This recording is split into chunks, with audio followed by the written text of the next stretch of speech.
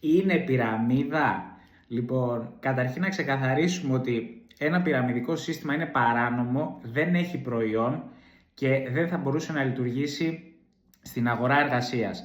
Είναι μια νόμιμη εμπορική δραστηριότητα που μπορείς να την αξιοποιήσεις δημιουργώντας ένα δίκτυο καταναλωτών από τη στιγμή που έχεις το δικό σου e-shop, αλλά όλο αυτό μπορείς να το κάνεις και franchise, δηλαδή να δώσεις τη δυνατότητα και σε άλλους ανθρώπους να το αξιοποιήσουν.